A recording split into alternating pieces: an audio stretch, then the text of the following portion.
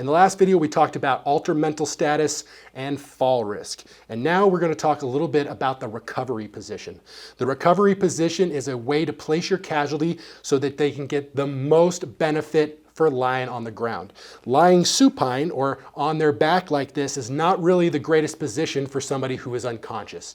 If they're unconscious, then they're not going to hold their tongue up and out of the way, and his tongue is going to fall to the back of his throat and occlude or close up his airway, and he could suffocate and die just from that.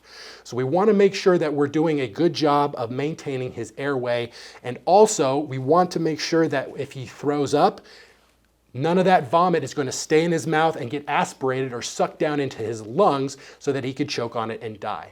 So what are we going to do for that? We're going to place him into the recovery position, and this is how you might do that. We're going to rotate this arm up over his head. We're going to take this arm and place it across. We're going to bring this leg up and over, and we're just going to let him lay here just like this. You can take his arm and put it up underneath of his head so that it's a little bit more comfortable and easy. We want this leg out and supported so that he has kind of a tripod here. It's going to keep him from continuing to roll over.